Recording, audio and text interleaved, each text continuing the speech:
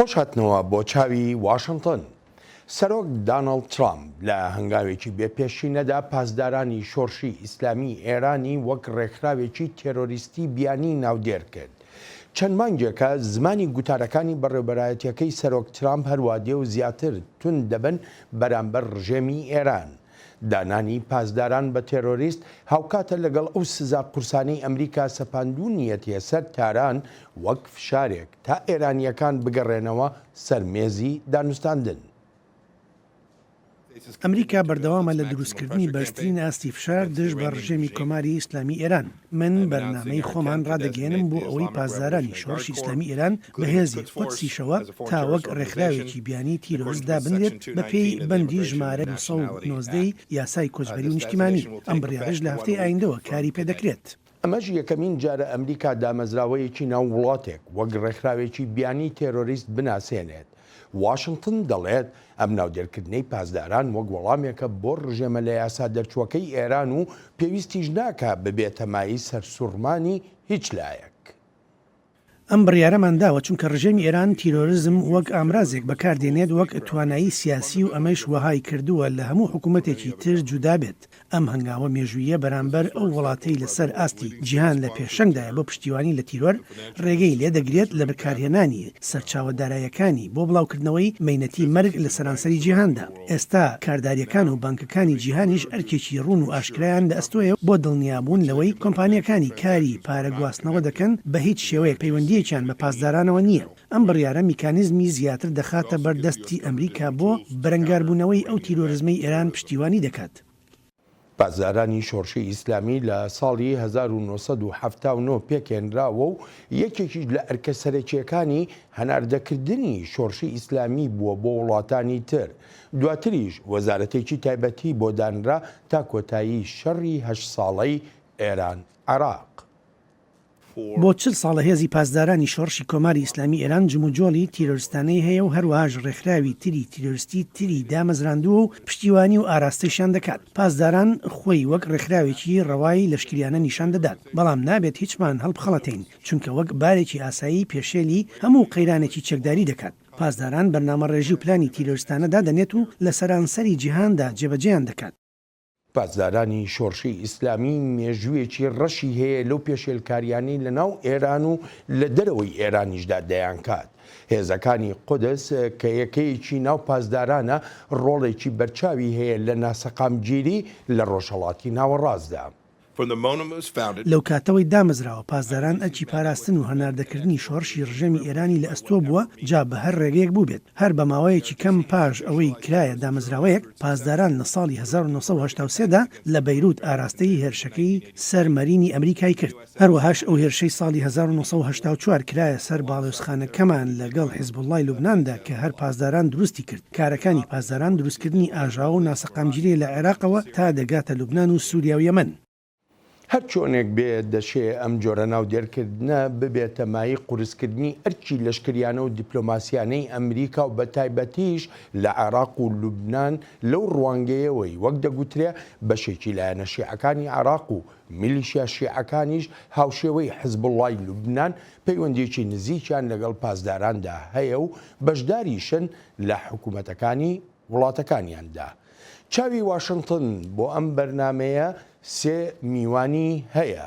ئەلیۆرا کاتس لە ڕۆژنامەی وۆڵ ستریت جۆرناڵ، هەروەها شیکەرەوەی لێکۆڵینەوەکانە لە نێوەندی بروکینگز. ئەلیۆرا یەکێکە لەو لێکۆڵەرانەی هەڵسەنگاندن بۆ ڕەوشی ئێران دەکات لە ناوچەکەدا. میوانەکەی تریشمان دکتۆر عەلی ڕزا نوریزادە، سەرۆکی نێوەندی لێکۆڵینەوەی عەرەب ئێران بنکە لە لەندەن. دکتۆر عەلی لێکۆڵینەوەی زۆری هەیە لەسەر ڕەوشی ئێران و ئەو ئەگەرانەی چاوەڕوانی ئەو وڵاتە دەکەن. هەروەها لە ناو دەنگی ئەمریکاش مارک لامێت لە بەشی راپۆرت و هەواڵەکان. مارک ڕۆژنامەوانی لێکۆڵەرەوەیە لە دەنگی ئەمریکا. ئەلیۆرا مارک هەروەها دکتۆر عەلی سوپاسان دەکەم بۆ ئامادەبوونتان لەم بەرنامەی ئەمڕۆی چاوی واشنگتندا. ئەلیۆرا لە لای تۆ دەست پێ دەکەم. ئەم بڕیارەی سەرۆک ترامپ یا با بڵین بەڕێوەبەرایەتیەکەی سەرۆک ترامپ لێرە لە ئەمریکا چەندێک ئەگەری هەڵایسانی شەڕ دەخڵقێنێ لە ناوچەکەدا. پێ وایە بڕیارێکە وەک سەرەتایەک بێ بۆ شەڕکردن لەگەڵ ئێراندا یا بڵین شەڕێکی گەورە لە ناوچەکەدا؟ پێم وایە ئەوەی بەڕێوەبەراتیەکەی ترامپ دەیکات ئەوەیە کە ناوەکان ڕێک دەکات بە ناوی ڕاستەقینەی خۆیان. پاسداران لە ساڵی 1970ەوە دروست کراوە وەک هێزێکی هاوتەری بە لەشکری ئێران. مەبەستیش لێی پاراستن و هەناردەکردنی شۆڕشی ئیسلامی ئێران بووە. پاراستن و درێژدەدان بە تەمەنی شۆڕشی ئیسلامی لە ڕێی بەسیجەوە و سەرکوتکردنی خەڵک لە ناو ئێراندا. هەناردەکردنیش لە ڕێی پشتیوانیکردن لە تەرۆریزم و میلیشا شیعەکان لە دەرەوەی ئێران. ئەمەش ینی تۆقاندنی خەڵک لە ناو لە دەرەوەی سنوورەکانی ئێرانەوە. جا ئەوەی کە کراوە ناونانی پاسدارانە بە ناوی خۆیەوە. ئایا بەرەو ئەگەری شەر دەڕوادیان نا ئەمەیان هێشتا نەزاندراوە و دواتر پەرسەندنەکان بڕیار لەوە دەدەن. لە بیرمان نەچێت پێشتریش وەزارەتی خەزینە پاسدارانی بە تێروریست ناساندووە. بەڵام بەم بڕیاری بەڕێوەبەراتی پاسداران خراوەتە ئەو لیستەی لە زیاتر لە 6 ڕێکخراوی تێروریست پێکدێت وەک داعش و ئەلقاعیدە و ئەو ڕێکخراوانەش کە ئێران دروستی کردوون و یارمەتی داون وەک حیزبوڵڵای لوبنان و حەماس. جا جیاوازە گەورەکە لە چیدایە؟ یەکەم ڕێگە لە هەموو ئەوانە دەگرێت کە پەیوەندیان بە پاسدارانەوە هەیە لەوەی بێنە ناو ئەمریکاوە. هەرچەندە لە ساڵی 2017ەوە کە بڕیارەکەی ترامپ کەوتە بواری جێبەجێکردنەوە بۆ قەدەغەکردنی هاتوچۆ ئێرانیەکان ناتوانن بێنە ئەمریکاوە.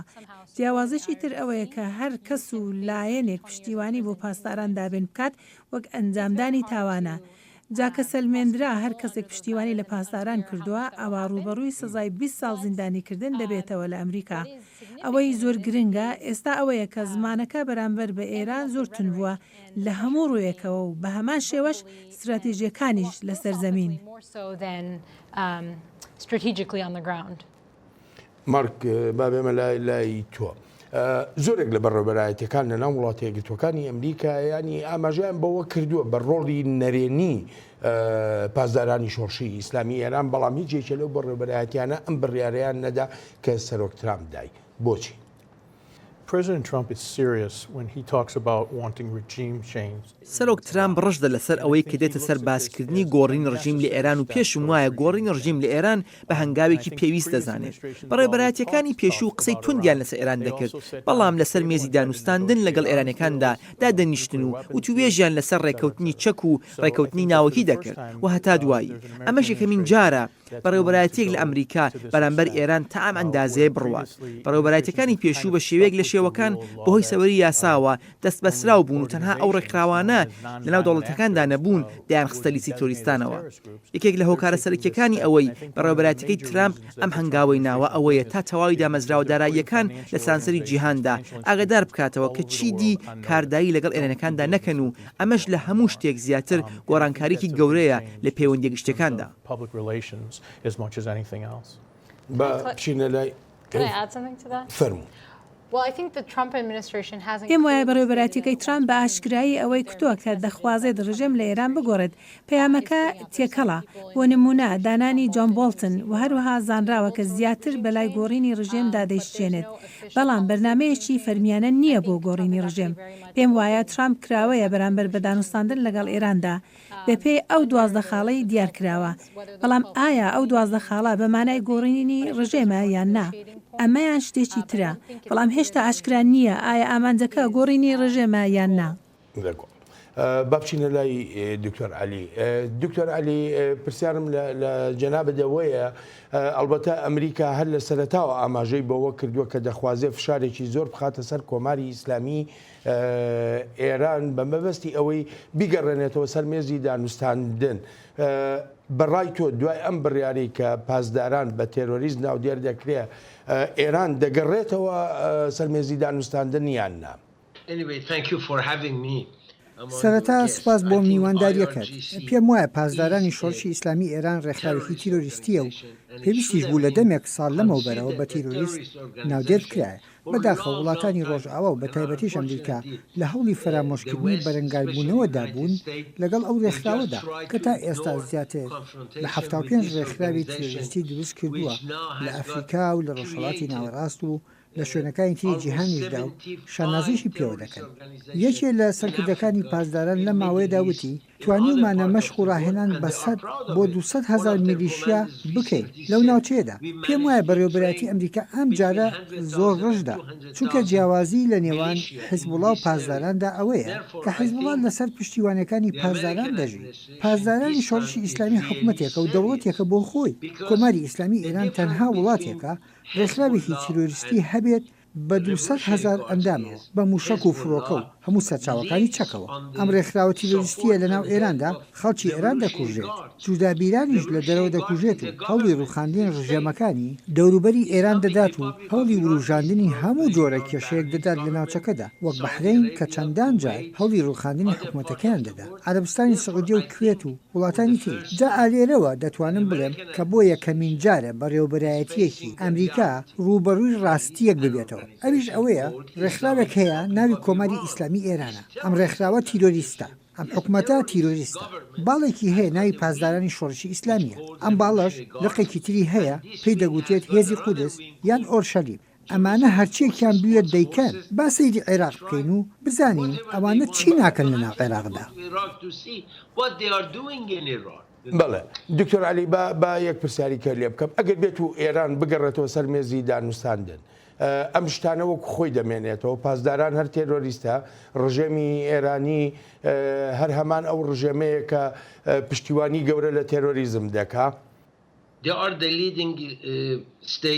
ئێران وڵاتی پێشەنگە بۆ پشتیوانیکردنی تیرۆریزم. ئەگەر ئێرانیەکان ئەگەر ئایەتوڵا خامنەیی سبەینێ هەست بکات هەڕەشە و مەترسیەکان ڕژدن و ئەمریکاییەکان لە دەسەڵات لای دەبن، ئەو جالەوانەیە بیبینی بگەڕێتەوە بۆ و توێشکردن و تەنانەت بڕوات بەرەو گۆڕینی ئەرکی پاسدارانی شۆڕش لە چەند شوێنێکی دیاریکراودا. بەڵام بۆ ئەم ڕژێمە پاسدارانی شۆڕشی ئیسلامی دەرفەتی هەناسەدانێتی. بۆ ئەم ڕژێمە پاسداران لە هەموو وەزارەتەکانی و لە هەموو دامەزراوەکانی تری گرنگترە لە هەموو کێشە و ڕەوشێکدا، وەک ئەوەی وەزارەتی دەرەوە و پاسداران خامنەئی پشتیوانی لە پاسداران کرد. هەر بۆیە من گەشتبین نیم، چونکە ئەم ڕژێمە توانای وتوێشکردنی نییە. ئەم ڕژێمە درۆکە. ئەم ڕژێمە هەرگیز ڕازگۆ و خاوەنشکۆ نەبووە، بەردەوام درۆی کردووە. هەر بۆیە هیچ هیوایەک نابینم تا ببینین ئایەتوڵا خامنەئی یان سەرۆک ڕۆحانی تەوقەیەک لەگەڵ سەرۆک ترامدا بکەن، وەک ئەوەی لە نێوان سەرۆکی کۆریای باکوور و سەرۆکی ئەمریکادا بینیمان. نا، من ئەوە نابینم. بەڵێ با بزانین ئێرانیەکان خۆیان چی دەڵێن. کۆماری ئیسلامی ئێران کاردانەوەی خۆی هەیە و گەورەکار بەدەستانی ئەم وڵاتە ئەمریکا بە وڵاتی پێشەنگی تێرۆریزم دادەنێن لە کاتێکدا ئەمریکا سەرکردایەتی هاوپەیمانێتیەک دەکا کە زیاتر لە 60 وڵات ئەندامە تیایدا بۆ شەڕی دژی تێرۆریزم. شما اون وقت مدعی شدید امروز که بر علیه تروریسم ئێوە چێن تا دامەزراوە شۆڕشەکانمان وەک تیرۆریز ناودێر بکەن؟ چیە پرۆپاگەندە و هانی تیرۆریزم دەدات لە جیهانی ئەمڕۆدا؟ چێویستی داعش وەک ئامڕازێک بەکاربهێنێت؟ تەنانەت ئێستاش ئەمریکا ئامادە نیە بەرەنگاری داعش ببێتەوە. هەندێک لە شیکەرەوە وهای دادەنێن ئەم بڕیارە نوێی ئەمریکا کاریگەری دەبێت بەسەر ڕەوشی ناوخۆیی ئێرانەوە و دەشێت ببێتە مای گەورەتر بوونی کەلێنی جیاوازیەکانی ناو دامەزراوەکانی وڵاتەکە. بەڵام ئێرانیەکان دەڵێن بە پێچەوانەوە ئەم بڕیارە پاسداران لای خەڵک خۆشەویست دەکات. شما فکر کردید اگر علیه سپاه سخن گفت، تۆ پێت وایە ئەگەر دژی پاسدارانی شۆڕشی ئیسلامی قسەت کرد ئەوا دەتوانیت جیاوازی لە ناو ئێراندا دروست بکەیت؟ پێت وایە ئاسی جەماوەرێتی پاسداران کەم دەکاتەوە؟ ئاگادار بە لە ئێستاوە جەماوەرێتی پاسداران لە دڵی خەڵکی وڵاتانی ئێران و ناوچەکەش لە هەموو کات زیاترە. بەپێی دیمەنە ڤیدیۆیەکانی هاوکاتی لافاو هەڵسانەکانی ئەم دوایی ئێران بڵاو دەبوونەوە، پێناچێت خەڵک تەباییەکی ئەوتۆی هەبوو بێ لەگەڵ پاسداراندا. هەر چۆنێک بێ ئەم ڕاستیانە نەبوونەتە مای ڕێگەگرتن لە ڕژێمی ئێران لەوەی هەڕەشە بکات، هەڕەشەی بەکارهێنانی چەک وەسەر لە نوێژ دەستکردنەوە بە پیتاندنی یۆرانیۆم. ئاگادار بۆ بێگومان دەشزانین کەرەوەتەی ساڵی پارەوە ئێمە توانیمانە ئەو موشە کوچەکانە دروست بکەین کە بە خەیاڵتدا نەهاتوون. جا تۆ ناتوانیت هێز و توانای لەشکریمان ڕابگریت. ئەگەر پێشتر لە سەنتەرڤیوجی جۆری IR1 دەترسایت، فەرموو بزانە ئێمە 20 سەنتەرڤیوجی IR6مان دروست کردووە. ئەگەریش ئێوە بەردەوام بن لەو ناڕەواییە بەرامبەر ئێران کە دەیکەن، ئەوە لە ئایندەدا و ئایندێکی زۆر دووریش نییە سەنتەرڤیوجی جۆری IR8 دەبینیت. ئەمریکا بەردەوام وڵاتانی ناوچەکە و هاوپەیمانە دۆستەکانی لە مەترسیەکانی ئێران ئاگادار دەکاتەوە. ڕژێمی ئێران وەک لێرە لە واشنگتن باز دەکرێت بەردەوام ئامانجی ئەوە بووە دەوڵەتی ئیسرائیلی هاوپەیمانی ئەمریکا لەسەر نەخشەی جیهان بسڕێتەوە. مەترسیەکانی لە کۆماری ئیسلامی ئێرانەوە سەرچاوە دەگرن و داوای لە ناوبردنی تەواوەتی دەوڵەتی ئیسرائیل دەکات 40 ساڵە ئایەتوڵڵاکان ڕق و چینە بڵاو دەکەنەوە، پشتیوانی لە توندوتیژەکانی تیرۆریزم دەکەن، هەوڵی بەدەستهێنانی چەکی ناوەکی دەدەن تا شەڕی دراوسەکانی بکات لە کاتێکدا ئەو وڵاتانە تەنها کار بۆ ئاشتی دەکەن. ئایەتوڵڵا ڕایگەیاندووە کە ئامانجە سەرەکیەکەی لە ناوبردنی ئیسرائیلە. دکتۆر علی بە کورتی پێم بڵێ ئێران لە پەیامەکانی ئەمریکا تێگەیشتووە؟ زۆر باش و بەبێ هیچ گومانێک لێ تێگەیشتووە. بەڕاستی تووشی سەرسوڵمان هاتم کاتێک جەم لە بەڕێز ڕۆحانی بوو. پێشتر دەمگوت لەوانەیە بەڕێز ڕۆحانی بڕێک ژیرتر بێت لە خامنەئی ئەوانی تریش، بەڵام ئەوە تا وەک خامنەئی قسە دەکات. بەڵێ دەزانن سەرۆک ترامپ ڕژدا. لێرەدا تەنها هیوایەکی هەیەە ئەوەیە کە سەرۆک ترامپ جارێکی تر هەڵ نەبژێرێتەوە.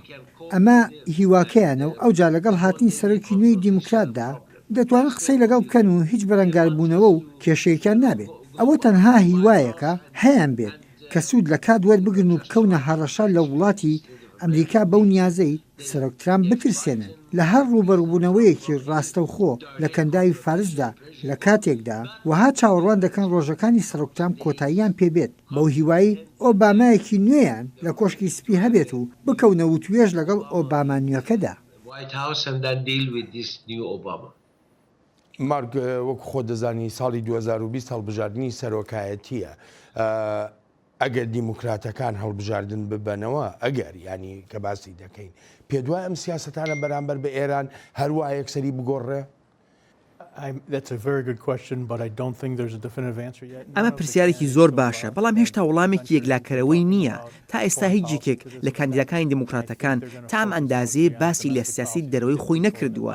پێشم وایە زیاتر سەنگی دەخەنە سەر دۆسەی ناوخۆیەکانی وەک داهاتی تاکەکەس و خزمەتگوزاری تەندروستی. بەڕاستیش بە گومانم لەوەی باس لە سیاسی دەرەوەی ئێران بکەن و بزانرێت بەرەو کوێ دەڕوات. بەڕاستی پرسیارەکەت باشە چونکە ئەومان بیر دێنێتەوە کە سەرۆک ترامپ هەر لە یەکەم ڕۆژی ئۆفیسیەوە باسی لە کشانەوە کرد ڕارێکەوتن ناوەکیەکە لەگەڵ ئێراندا مۆر کرابوو. بەگشتیش لەسەر ئاستی ناوخۆ ستایش کرا لەسەر ئەو بڕیارەی هەرچەندە دموکراتەکان پێیان باش نەبوو و ناڕزایەکی زۆریان هەبوو لەسەر ئەو بڕیارە، بەڵام وەک بنکە جەماوەرێکی خۆی توانی پێکەوە بیان هەڵێتەوە و پشتیوانیشیان کرد لە کشانەوەکەی وەک هەندێک لە دموکراتەکانیشی لەگەڵدا بوون ئەوانی ڕخنان لە ڕێکەوتنەکە هەبوو. لەبەر ئەمانە بە گومانم لەوەی هیچ یەکێک لە کاندیداکانی دموکراتەکان جارێ باس لە دانیشتن بکات لەگەڵ ئێراندا. پێویستیشە بزانین لەسەر خاکی سووریاش چی ڕوودەدا. هەروەها لە ئەفغانستان و بێ لەمانەش دۆسیە لە ناوبردنی تەواوەتی داعش چی بەسەردێت. ئیتر پێویستە بزانین ئەمانە چۆن لە هەڵمەتەکانی هەڵبژاردننی کاندیداکاندا بەکار دێنرێن بۆ هەڵبژاردننی سەرۆکایەتی لە ساڵی 2020دا. ئەلێرە جۆمە لە دکتۆر علی ڕزا بوو ئاماژە بۆ دەکات دەڵێ ئێرانیەکان زۆر بەباشی لە پەیامەکەیانی ئەمریکا تێگەیشتون. ئێرانیەکان هەڕەشە دەکەن، هەڕەشەی هەم سەر لە نوێپیتانەوەی ئێرانیۆم هەم بەکارهێنانی چەکیش کە دەڵێ خاوەنی چەکی ئاوها پێشکەوتون. ئەمە ئەلبەت مەبەستی تری هەیە. ئێرانیەکان دەتوانن چی بکەن؟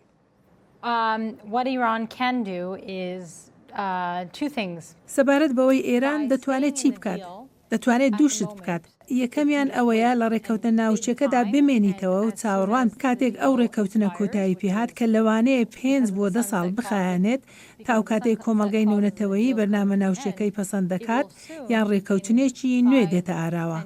جا ئەوەیە ئەو ڕێکەوتنە کاتی بەسەر دەچێت و گەماروکانی نەتەوە یەکگرتووەکانیش لەسەر موشک و چەکەکانی ئێرانیش کۆتاییان پێدێت. مەگەر بڵێم ڕێکەوتنێکی نوێ بێتە ئاراوە یان چارەسەریە کە بێت بۆ دۆسیەی ناوچی ئێران.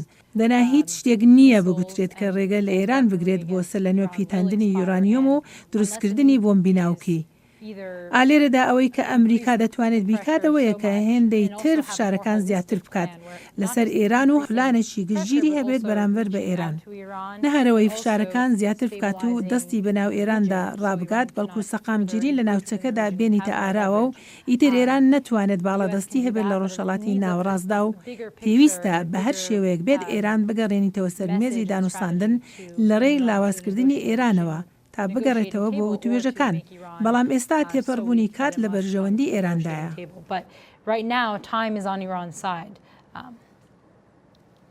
ئەگەر کات لە بەرژەوەندی ئێران بێ کەواتەوە کوایە ئەم بڕیارانە هیچی ینی ئەنجامێکی ئەوتۆی نەبێ. بەڵێ جا ئەوەی کە کات لە بەرژەوەندی ئێرانە و لە بەرامبەردا بەڕێبەراتی ترامپ پێویستە ڕێگە لە بەرژەوەندی کات بگرێت بۆ ئێران لە ڕێی زیادکردنی فشارەکان لە ناوەیە و لە دەرەوەش تا بیگەڕێنێتەوە سەر مێزی دانوستاندن. جا بەڕاستی شتەکە لەوەدایە ئایا ئەمە کاریگەری خۆی دەبێت؟ هێشتا ئاماژەیەشی ئەو توشمان نەبینیوە هەرچەندە لە وتارێکی ئەم دواییانەی ڕۆژنامەی نیویۆرک تایمزدا باسی کرابوو. میلیشاکانی سەر بە ئێران لە سووریا وەک حیزبوڵڵا کە بۆ نمونە موچەکەیان کەم کراوەتەوە و لە زۆر بواردا داکشاون. ئەمەش یانی ئیتر ئێران ناتوانێت بە ئەندازەی جاران دارایی بۆ جم و جۆڵەکانی لە دەرەوە و کێشە ناوخۆیەکانیشی دابین بکات. جا ئێستا ئەمریکا دەتوانێت تونتر بێت لەو سزایانەی لەسەر پیشەسازی نەوتی ئێران هەنوو فرۆشتنی نەوتی ئێران بکات بە سفر. دەتوانێت سزای تر بخاتە سەرلانی تری ئابووری ئێران. ئەوەی گرنگ لەم ناودێرکردنەی پاسداران بە تروریست ئەو بەهێزکردنی سزایانەیە و فراوانکردنی ڕوبەرەکەیەتی، چونکە سزاکانی بەهۆی بەرنامە ناوچێکەوە لەسەری بوو تایبەت بوو بە جموجۆڵی ناوچێوە. کاتێکیش کە ئۆباما ئەو سزایانەی هەڵگرت بەهۆی ڕێککەوتنەکەوە بوو.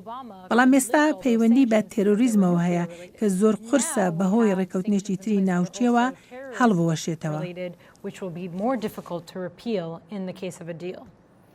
دکتۆر عەلی لە جەنابەت بپرسم ئێران نەتوانێت چی بکە؟ ئایا ئێران نەتوانێت لە مەودووە درێژە بەو سیاسەتەی خۆی بدا لە ڕۆژهەڵاتی ناوەڕاستە کە هەیبوو؟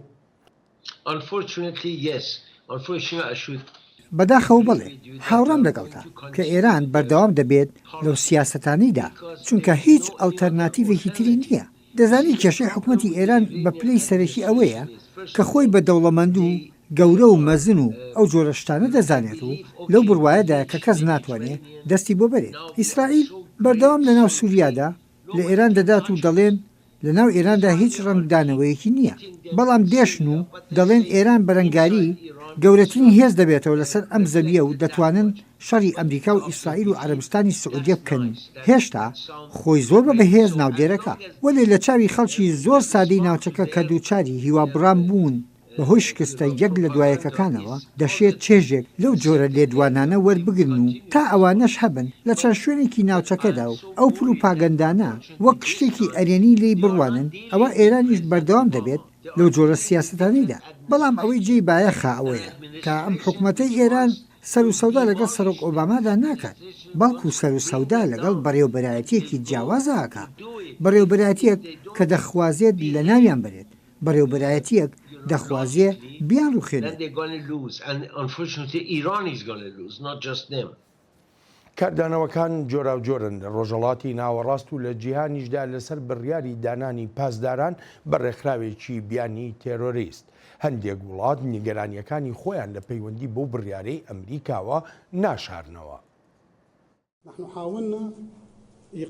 ئێمە هەوڵی ڕاگررتنی ئەو بڕیاری ئەمریکاماندا پەیوەندیمان بە هەموو دۆستەکانمانەوە کرد، قسەمان لەگەڵ شاه عەبدوڵڵا کرد، قسەمان لەگەڵ ڕێبەرانی میسردا کرد، لەگەڵ هەموو دۆستەکانمان قسەمان کرد، قسەمان لەگەڵ بەڕێوەبەراتی ئەمریکادا کرد، لەگەڵ ئەم هەموو دۆستانەماندا وەک حکوومەتی عێراق قسەمان کردووە و پەیوەندیشمان پێوە کردوون و وتومانە ئەم جۆرە بڕیارانە دەشێت کاریگەری خراپ و نێرێنی هەبێت بەسەر عێراق و بەسەر ناوچەکەشەوە. بەڵام هەرچۆنێک بێت ئەمریکا بڕیاری خۆیدا، بێگومان بڕیاری ئێرانیش بە دوایدا دێت و وەگو توشمانە عێراق دەخوازێت لە هەموو ململانێک خۆی دوور بگرێت.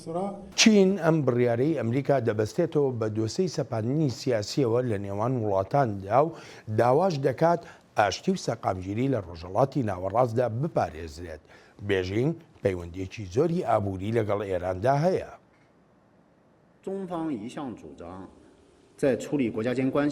چین داوا لە هەموو لایەنەکان دەکات ڕێک و ڕەوان ڕێوشێنەکانی پەیڕەوی نەتەوە یەکگرتوەکان دەستنیشانی کردوون لە پەیوەندیە نێونەتەوەیەکاندا کاری لەسەر بکرێت کاتێک دێتە سەر پەیوەندی دوو وڵات. ئێمە دژی بەکارێنانی سیاسەتی هێزین یان سیاسەتی سەپاندن بەسەر هەر وڵاتێکدا. هیوادارین وڵاتانی پەیوەندیدار بە تایبەتیش ئەوانەی لە دەرەوەی ناوچەکەن کاری زیاتر بکەن بۆ بەرزڕاگرتنی ئاشتی و سەقامگیری لە ڕۆژهەڵاتی ناوەڕاستدا و دوورکەوتنەوە لە هەر ڕێو شوێنێکی شیانەکانی پشێوی لەو ناوچەی جیاندا زیاد دەکات. شیکەرەوە لەو بڕوایەدان پێویست ناکات سووریا هیچ ڕایەکی خۆی بڵێ چونکە یەکێک لە هۆکارەکانی مانەوەی ڕژێمەکەی بەشار ئەسەد لە دەسەڵاتدا ئەو پشتیوانیە لەشکری و لۆژیکیانەیە کە ئێران بۆی دابین کردووە. با دڵنیایی سووریا دژی ئەم بڕیارە دەوەستێتەوە. سووریا و ئێران پەیوەندێکی نزیکی استراتیژیان هەیە. هێزەکانی پاسداران لە ئێران دامەزراوەیەکی دەوڵەتیە و بەلای سووریاشەوە ناشێت وەک ڕێکخراوێکی تێرۆریستی ناودێر بکرێت.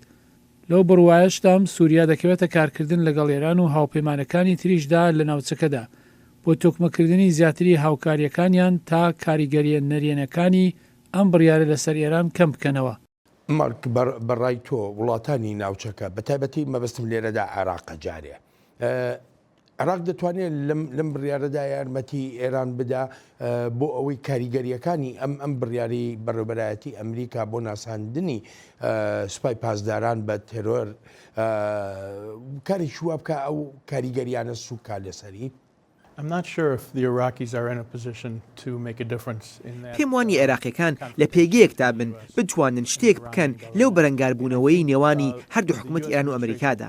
لێرەش بەڕێوەبەرایەتی لە زۆر ڕوانگە و نیشانی داوە کە ئامانجی کۆتایی گۆڕینی ڕژیمی ئێرانە و شتێکی لەوە کەمتر نابێتە چارەسەری لای بەڕێوەبەرایەتی.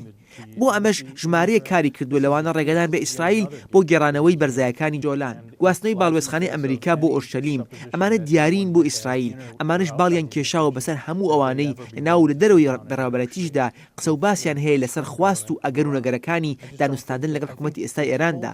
دەشمەوێت بگەڕێمەوە سەر ئەوەی پێشتر ئاماژەیەکمان پێدا لەسەر هەڵبژاردنەکانی سەرۆکایەتی. بێگومان ئەمە دەبێتە بنچینەیەک بۆ هەڵبژاردننی 2020 وەلەو ڕوانگەیەوەی کە ئەمریکا پشتیوانیکی بەهێزی ئیسرائیلە و کانداکانیش پێداگریکی زۆریان دەبێت لەسەر ئەم بابەتە واتە بە تۆریزناساندنی دامەزراوەیەکی ناو حکوومەتی ئێران.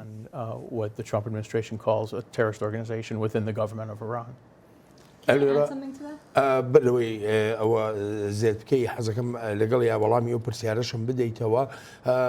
ئیسرائیل دەتوانێت چی بکە بۆ پشتیوانی ئەمریکا دژ بە کۆماری ئیسلامی ئێران؟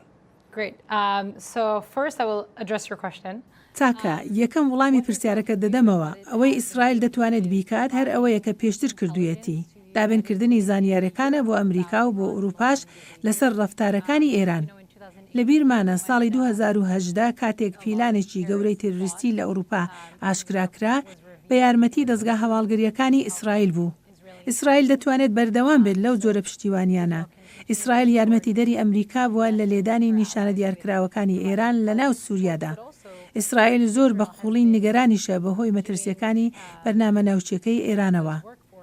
ئیسرائیل هەروەها دەستەوەستان نابێت و ڕێگە بدات ئێران کۆنتترۆلی تەواوی ڕۆژهەڵاتی ناوەڕاست بکات. جابە بگەڕێمەوە ئەو تێبینەی ویستم بیڵێم. زۆر گرنگە بزانرێت کە دۆسیەی ئێران هەر تەنها سەبارەت بە ئیسرائیل نییە. ئەوە نییە بگوترێت کە لەبەر ئیسرائیل پێویستە بەرامبەر بە ئێران بوەستینەوە. ئێران سەرچاوی نائارامیە لە تەواوی ڕۆژهەڵاتی ناوەڕاست و لە جیهانیشدا. دۆسیەی تێرۆری ئێران هەر تەنها بەرامبەر ئیسرائیل نییە. با سەیری پرۆسەی چاندنی میلیشاکانی بکەین لە ناوچەکەدا. دانانی حکوومەتێک کە تەنها سەر بە ئێران بێت. سەرکوتکردنی کەمایەتیەکانی ناوچەکە وەک ئەوەی لە عێراق دەبینین و میلیشاکانی سەر بە ئێران ڕێگە نادەن کریستیانەکان بگەڕێنەوە زێری خۆیان. لە سووریا خەڵک ناچار دەکات ببنە شیعە. ئێران هەر تەنها دژی ئیسرائیل نییە وەک هاوپەیمانێکی ئەمریکا، بەڵکو دژی عەرەبستانی ساودیشە، دژی وڵاتە سوننەکانی تریشە.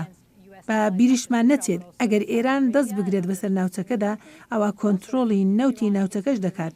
ئەمەش مەترسیەکی گەورە دەبێت بۆ ئەمریکا. جا بەڕاستی بێ لە ئیسرائیل زۆر فاکتەری تر هەن وها دەکات ئەمریکا نیگەرانی هەبن. ئێران خۆی دەڵێت ئیسرائیل شەیتانی بچووکە و ئەمریکا شەیتانی گەورە. ڕاستە ئێستا ناتوانێت بەرامبەر ئەمریکا هیچ شتێک بکات، بەڵام ناشزانرێت چی ڕوودەدات.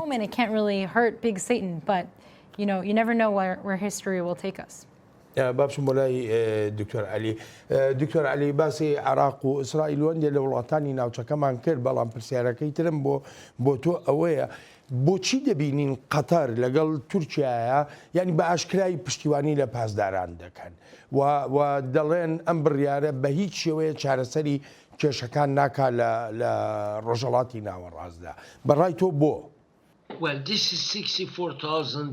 ئەمە پرسیارێکی زۆر گرنگە و خۆی لە خۆیدا پرسیارگەلێکی زۆریش هەڵدەگرێت پاش ئەم هەموو ساڵە هێشتا تێناگەم بۆچی وڵاتی قەتەر ئەم وڵاتە بچووکە ئەو پەیوەندیە نزیکەی لەگەڵ ئێراندا هەیە پەیوەندی لەشکری و هەواڵگریش هەر بوارێک بە نمونە وەرگریت دەبینیت ئێران و قەتەر پشتیوانی یەکتر دەکەن تەنانەت هەندێک لە پاسداران لە قەتەرن و پشتیوانی تایبەت لە میری قەتەرەکەن لە کاتێکدا میری قەتەر متمانەی بەو سەربازە تورکانە نییە کە لەوێ میری ئەو وڵاتە خۆی پاسدارەکانی دەوێت کە ژمارەیان لە نێوان 75 بۆ 80 پاسدار دەبێت و پشتیوانی لە میرەکەن ئەم دوو وڵاتە پشتیوانیش لە حەماس و جیهادی و ڕێکخراوە تونڕەوەکانی تریژەکەن بەڕاستی بڵێم هێشتا لەمە تێنەگەیشتوم لە کاتێکدا گەورەترین بنکەی ئاسمانی ئەمریکا لە ناوچەکەدا لە قەتەرە و پەیوەندیەکی زۆریشی هەیە لەگەڵیاندا تەنانەت کاتی کێشەی قەتەر و عەرەبستانی سعودی و میسر و منیشینەکان و بەحرین ئەمریکا هیچ لایەکی نەگرت تا بگوترێت دژی قەتەر بووە هەمیشە هەوڵی داوە وەک بێلایەنێک بێت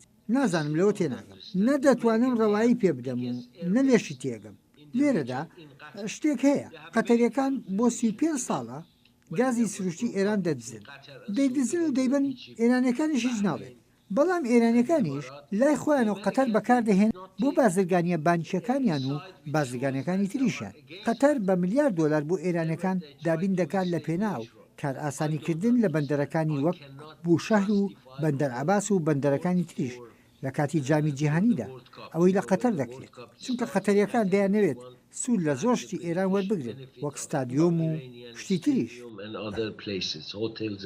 بەڵێ مارک زۆر بە کورتی پێم بڵێ ئەم هەڵوێستانەی تورکیا و قەتەر وا لە ئەمریکا دەکا کە جارێککە بە سیاسەتی خۆی بەرامبەر بەم دوو وڵاتەدا بچێتەوە نا لەو بڕواایەدا نیم پێم وانە خواستێکی وا هەبێت یان کرانەوەیەک هەبێت بە ڕووی هەر جۆرە فشارێکدا لەلایەن ئەم بڕێوەبەرایەتی ئێستامانەوە لە کاتێکدا لەگەڵ حکوومەتی تورکیادا بە تایبەتی کێشەمان هەیە ئێستا پەیوەندیی بێدەنگ هەیە لە نێوان عەرەبستانی سعودی و ئیسرائیلدا لەگەڵ وڵاتانی تری کەنداویشدا لە ڕووی هاوکاریکردنی یەکترەوە لە بوارەکانی ئاسایش ئلکترۆنی و شەڕی ئلکترۆنی و یان کامپیوتەری هاوکاری هەیە لە ڕووی ئاڵوگۆڕی زانیاریەکانیشەوە هەر بۆیە لەو بڕواایەدا نیم ئەو پێداچوونەوە بکرێت دەگەڕێمەوە بۆلاتان هەروەک لە سەرەتای بەرنامەکەشدا ئاماژەمان پێکرد ئەم بڕیارەی ئەمریکا بۆ بە تێرۆریزم ناساندنی پاسدارانی شۆڕشی ئیسلامی ئێران هاوکاتە لەگەڵ دەرکەوتنی کاریگەریە نەرێنیەکانی سزا ئابوووریەکانی ئەمریکا سەپاندونیەتە سەر ئێران ئابووری ناسان لەو بڕوایەدان ڕەوشی ئابووری ئێران هەروە دێ و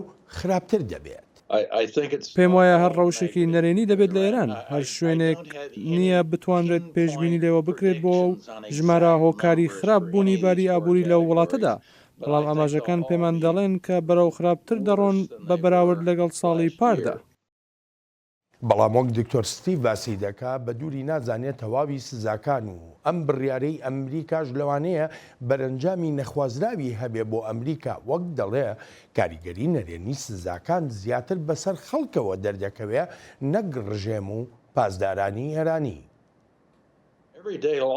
بەڕاستی ژیانی ڕۆژانە لە ئێران بۆتە کێشە و ململانێکردن بۆ زۆربەی خەڵک لێرەدا قسەم لەسەر خەڵکی هێژار و نەدار نییە لەو ناوچەیە لافاو لێداون ئەوانەی لە کارەساتدا دەژین بەگشتی ڕەوشی ئابووری خراپەوە هەروەش پەشێویە نێونەتەوەیەکان وەهایان کردووە خەڵک لە دڵە ڕاوکێدا بژی چونکە ڕوونە کە سزا نێونەتەوەیەکان و سزاکانی تریش سوپای پاسدارانی بەهێز کردووە و ئێستا دەسەڵاتی زیاتریان هەیە زیان لێکەوتووی یەکەم ئەو خەڵکە سڤیلەن کە دەخوازن ژیانیان هەبێت و گوێ بەو شتانە نادەن یانیش لەوانەیە ناچار کرابن گوێ پێ بدەن بە هەمان شێوە سزاکانی ئەمریکاش زیان لە خەڵکی سڤیل دەدات نەک لە دەسەڵات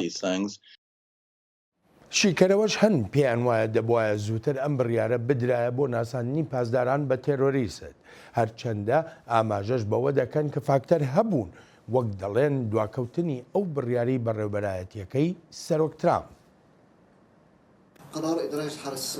بڕیاری ئەمریکا بۆ ناساندنی هێزی پاسدارانی شۆڕشی ئیسلامی ئێران وەک ڕێکخراوێکی تیرۆریستی لە ڕاستیدا بڕیارێکی درەنگوەخت بوو هۆکاری دواکەوتنەکەش ئەوەیە حکوومەتی ئەمریکا ڕێکەوتنە ناوچەکەی لەگەڵ ئێراندا مۆر کرد.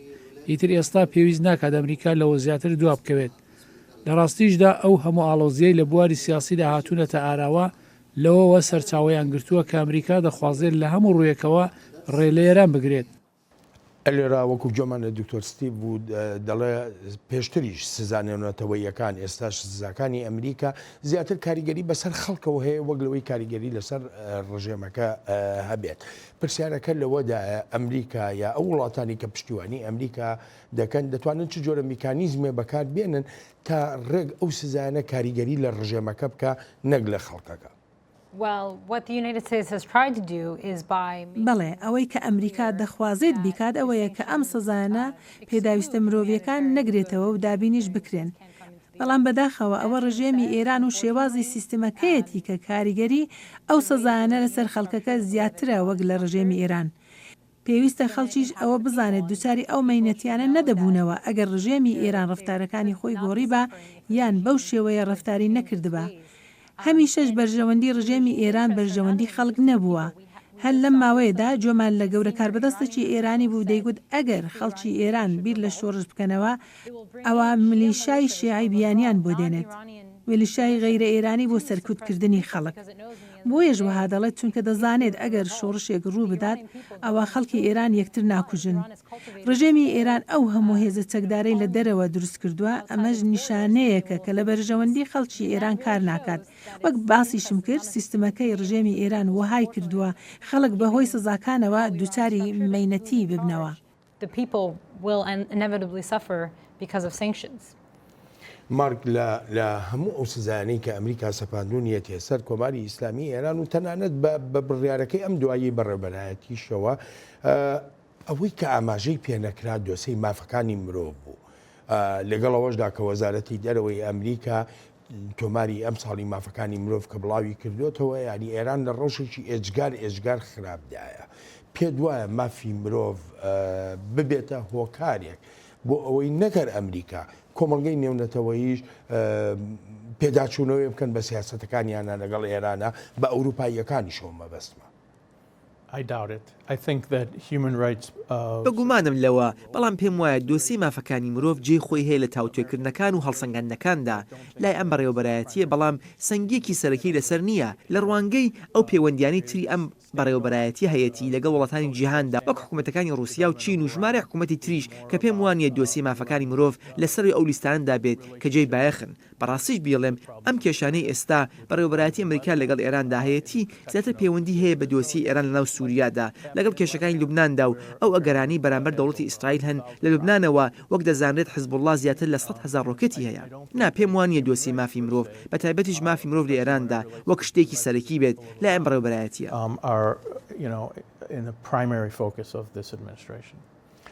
بابچینە لای دکتۆر علی. دکتۆر علی تۆ چه جۆرە ڕایەکەت هەیە لەسەر ئەم دۆسەیانە و ئەم جۆرە سیاسەتانە؟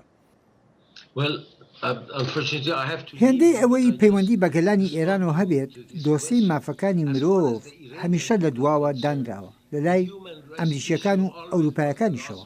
بەڵام ئەم جارەیان کاتێک بەڕێز پەمپیۆ باز لە پاسدارانی شۆڕشی ئیسلامی دەکات وەک هێزێک بۆ هەراسانکردن وەک هێزێک کە درندانە ڕەفتار لەگەڵ ئێرانەکاندا دەکات. ئەمە دەبێتە زەنجێکی خۆش لە گوێی ئێرانەکاندا چونکە بۆ یەکەم جارە گویان لە کەسێک دەبێت قسە لەسەر مافەکانیان بکات و هەروەهاش لەسەر مافی ئیسرائیل و هەندێک وڵاتی. جا بەڕاستی خۆشحاڵم بەوەی کە بۆ یەکەمین جارە دۆسەی مافەکانی مرۆڤ ببێتە دۆسەیەکی ڕێژ کە تەنانەت ئەوروپایەکانیش ناتوانن خۆیان لادەن لە هەڵوێز وەرگتن بەرامبەر ڕژێمی ئێران و ئەو پێشێرکاریانەی لە مافەکانی مرۆڤدا دەیکات کە کێشەیەکی گەورەیە. لە وەتای کۆماری ئیسلامی ئێران دامەزراوە ڕژێمی ئێرانی بە شێوەیەکی زۆر درندانە ئەشکەنجەی زیندانە سیاسەکان دەدات لە زیندانەکانی وەک ئەڤین و شوێنەکانی تریش و بەردەوامیش لێ دەرباز دەبێت.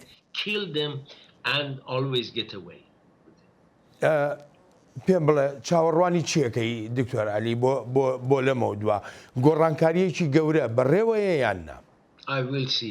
چاوەڕێم ئەوەی لە سوودان و لە جەزائیر ڕوودەدەن لە ئێرانیش ڕوودەدات بەڵام پێشبینی ناکەم لە هەفتەی ئایندەدا یان لە مانجی ئایندەدا ڕوودەن بەڵام بەم زوانە ڕوئەدا. دکتۆر علی زۆر سپاسە دەکەم مارک ئەلێرا سوپاسان دەکەم بۆ بەشداریتان لە بەرنامەی ئەمڕۆی چاوی واشنگتن. تا بەرنمەیەکی نوێی چاوی واشنگتن ڕێز و خۆشەویستی ستافی بەرنامە و هی خۆیشم بەڵێن ساڵح پەسەند بفەرمونون و هەر لە خۆشیە جێتان مێڵی.